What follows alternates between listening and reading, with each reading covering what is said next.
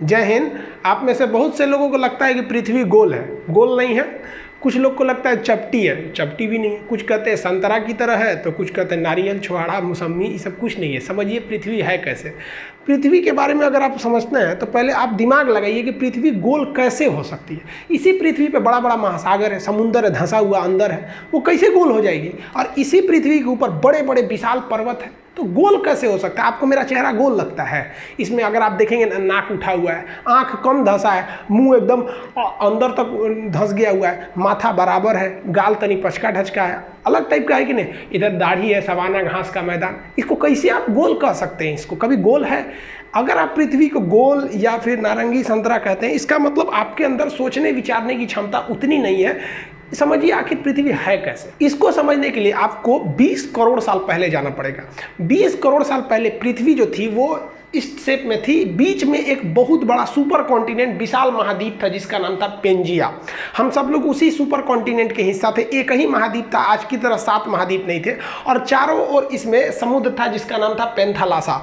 Super ocean का नाम पेंथालासा, super continent का नाम पेंजिया। एक ही महासागर, एक ही महाद्वीप थे। इन्हीं से टूट के कई महासागर बने और कई सारे महाद्वीप बने। वेगनर महोदय ने ही बताया था प्लेटो के मतलब महाद्वीपीय विस्थापन का सिद्धांत, कैसे कैसे ये जो पेंजिया महाद्वीप था ये टूट गया। यहाँ पर धीरे धीरे ये पेंजिया महाद्वीप ऐसे टूटना चालू हुआ, और जब पेंजिया टूटा ना तो इसके ऊपर का एक जो खंड था वो कहलाया लारेशिया, और नीचे वाला कहलाया गोंडवाना लैंड। और इन दोनों के बीच एक नए सागर का जन्म हो गया जिसे हम कहते थे तेथिस सागर।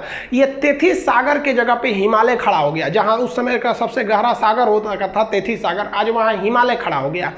इसमें हम ये बेसिकली ये समझेंगे कि पृथ्वी की बनावट कैसी है। हम ये नहीं समझेंगे कि कौन सा जीव कब आया था, वो हम एक अलग वीडियो में बताएंगे कि कब इस पर डायनासोर आए, सरीसृप आए, मछली कब आए, कैसे इस पर पानी का विकास हो गया, कैसे आखिर जीव आया। आप सोचते हैं ना मुर्गी की पहले अंडा, ये सब टाइप का। तो अभी हम इस पर मेन फोकस किए कि पृथ्वी के शेप का डिजाइन कैसे बना इसका। तो ये ऊपर का भाग यहाँ पर हो गया, और अगर आप देखेंगे तो ये ऊपर का जितना भाग था इसको हम लोग लारेशिया या एक अलग नाम दे दिया गया अंगारा लैंड। तो आज के वक्त में जितने भी ऊपर में आप महाद्वीप देखेंगे, यहाँ उत्तरी अमेरिका देख लेंगे, यूरोप देख लेंगे, एशिया देखेंगे, तो ये सब उत्तरी ये अंगारा लैंड के हिस्सा थे सब, जिसे हम लोग लारेशिया भी कहते थे।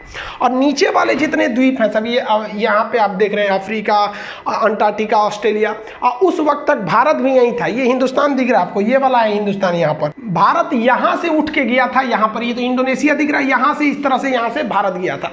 तो नीचे वाले एरिया को हम लोग कहते हैं गोंडवाना लैंड। इसको हम लोग जम्बू द्वीप भी कहते हैं। वर्तमान में भले भारत उत्तरी भाग में है, लेकिन जब ये ओरिजिन किया था आज से लगभग वो 15 करोड़ साल पहले, तो उस वक्त 15 करोड़ साल, देखिए इसकी तो शुरुआत टूटने फूटने की हो गई थी 20 करोड़ साल पहले, लेकिन ये प्रक्रिया बहुत धीमी होती है। एक साल में केवल 5 सेंटीमीटर घसकता है। तो सोचिए ना, हजारों किलोमीटर घसक गया था तो कितना करोड़ साल लगेगा। तो ये धीरे धीरे भारत आया था। तो भारत शुरुआत में गोंडवाना लैंड या जम्बू द्वीप का हिस्सा था। कई करोड़ साल बाद धीरे धीरे महाद्वीपों अपने अस्तित्व में आना चालू हो गए सब। अगर आप ध्यान से देखेंगे तो यहाँ पर दक्षिणी अमेरिका बनने लगा है, ये उत्तरी अमेरिका लगभग बन गया, ये यूरोप और एशिया एक ही में थे। और यहाँ अफ्रीका में सटा हुआ था, यहाँ पर मेडागास्कर टूट गया, और इससे टूट गया यहाँ से हिंदुस्तान। ये इंडिया जो है, ये इंडिया अब इधर की ओर जाने लगा। जबकि ऊपर में जो चाइना है, रूस वाला भाग है, उसके नीचे अगर देखेंगे तो तेथिस सागर है ये, और ये भारत है। इन दोनों के बीच में आज भले हिमालय है, लेकिन एक समय था जब तेथिस सागर था। और उसके बाद यहाँ से भारत जाना चालू किया। आज से लगभग 7 करोड़ साल, 10 करोड़ साल, ऐसे धीरे धीरे कई करोड़ साल लगा। और उसको जाते जाते यहाँ से धीरे धीरे यहाँ से यहाँ घसका, फिर यहाँ घसका, तेथिस सागर खत्म करके यहाँ घसक गया यहाँ पर, और जाके अभी ये भारत यहाँ पर दिख रहा है। तो ये कभी जम्बू द्वीप और अफ्रीका के पास वहाँ का एरिया का हिस्सा था। और ये जब घसका ना, तो आगे वहाँ पर बैठा था पहले से यूरेशिया का प्लेट, जो चाइना तिब्बत का एरिया था, वहाँ पर ये जाके उससे टकरा गया। और टकराने के बाद भी रुका नहीं, उसे ढकेल ढकेल के ऊपर उठाने लगा। ढकेल ढकेल के जब ऊपर उठाया तो ये एरिया उठ गया, और ये विशाल एरिया हाइट पर ऐसे उठ गया यहाँ पर। इसके ऊपर चाइना और तिब्बत का ये एरिया हो गया। ये धीरे धीरे ऊपर जाकर उठ गया। आप अगर यहाँ देखेंगे तो ये इंडियन प्लेट है, ये ढकेल दिया है और खुद नीचे घुस गया है। और ये ढकेलने से यहाँ पे आप देखेंगे तो कई सारे पहाड़ियों का निर्माण हो जाता है।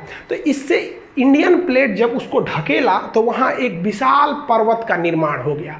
जैसे जैसे अगर आप हाइट पर जाते हैं तो हाइट पर जाने से टेम्परेचर में गिरावट आती है।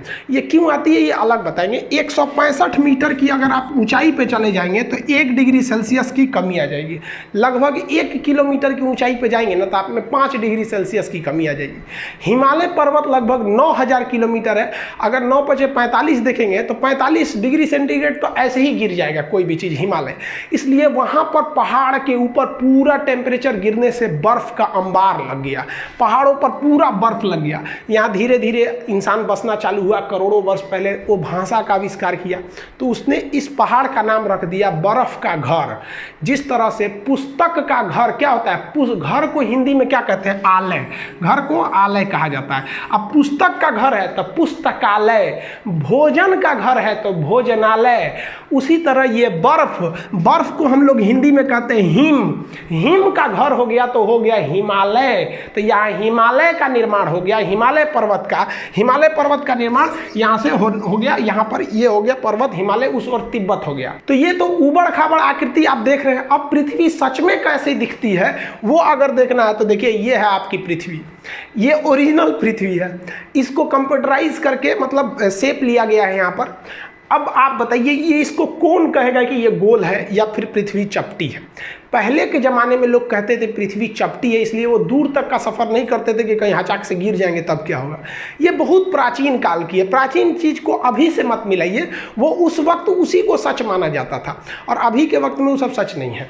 तो ये जो चीज़ है ये पृथ्वी है, ये गोल है नहीं है। तो भूगोलवेताओं ने इसके लिए एक अलग शेप बनाया, एक अलग डिजाइन। उसको क्या नाम दिया गया तो देखिए इस तरह से जो पृथ्वी है इसमें अगर आप देखेंगे तो ये वाला एरिया जो है उठा हुआ है और यहाँ वाला एरिया धंसा हुआ है।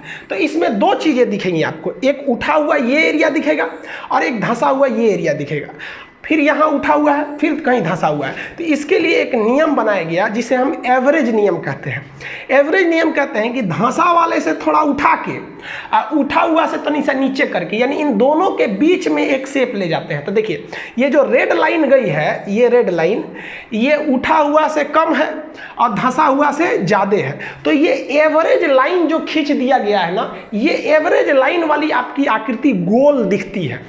इसी डॉटेड एवरेज लाइन को यहाँ आप देखेंगे, यहाँ उल्टा रंग दिए हैं। यहाँ पर अगर रेड कलर का देख रहे हैं तो ये ओरिजिनल शेप है पृथ्वी का, और ये डॉटेड लाइन काला से जो खींचे हैं ये क्या है, एक आपका काल्पनिक शेप है।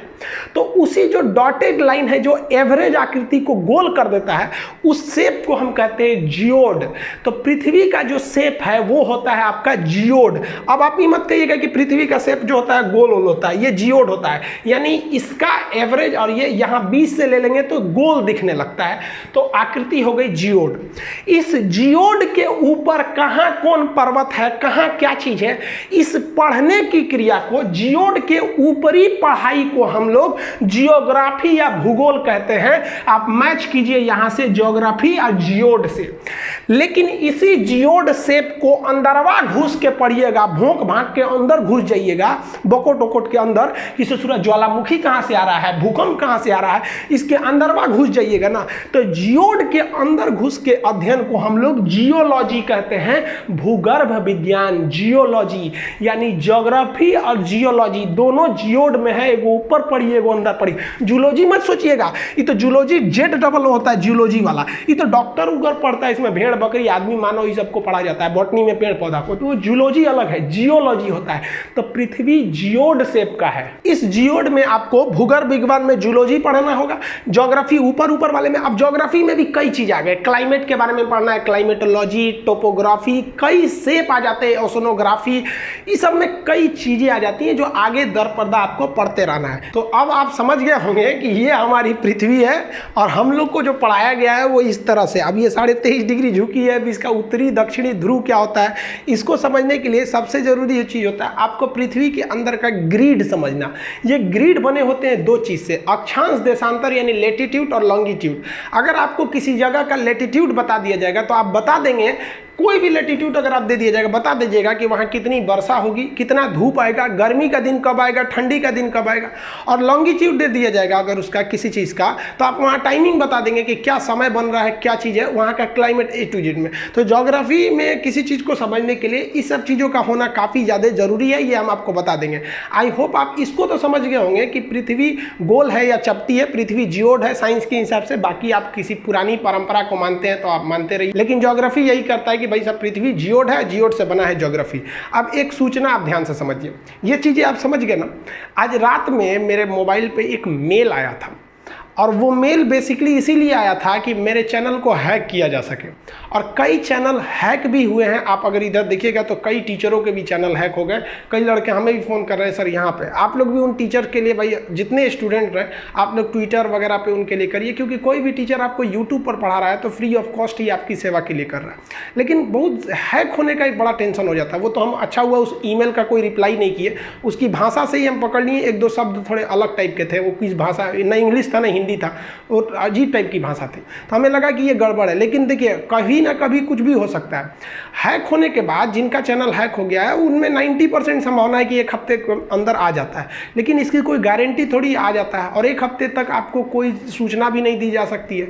इसलिए एक दूसरा चैनल हम केवल बैकअप के लिए बनाए हैं, जिसका नाम है खान सर लाइव। इस चैनल का लिंक हम इसके डिस्क्रिप्शन में दे देंगे, आप उस चैनल को देख लीजिएगा। उस पर हम एक वीडियो डाल दिए हैं कि अभी चाइना से क्या इशू चल रहा है, चाइना के जहाज को किसने मार के गिरा दिया, और हमारा एक बहुत ही बढ़िया प्लान जिसको चाइना ने ध्वस्त कर दिया, लाओस को लेकर हमारा एक लुक ईस्ट पॉलिसी को तो चौपट कर दिया। आखिर ये क्या चीज़ है, आप उस चैनल पे देख लीजिए। उस चैनल को आप एज ए बैकअप या इमरजेंसी के लिए सब्सक्राइब करके रख लीजिएगा, उस पर भी इधर वीडियो देते रहेंगे, क्योंकि बड़ा जल्दी जल्दी हैक हो रहा है। और हम स्टूडेंट्स के लिए जो प्रोटेस्ट किए थे 5 दिन में, गवर्नमेंट जो थी वो 2017 से जो सोई थी उसको होश आ गया कि भाई लड़कों का एग्जाम भी लेना है। धड़ाधड़ एग्जाम का डेट आने लगा, SSC, रेलवे, हाँ सब स्टूडेंट्स को कहते हैं कि दुनिया भाड़ में जाए, लेकिन आप अपने अधिकार के लिए डटे रहिएगा।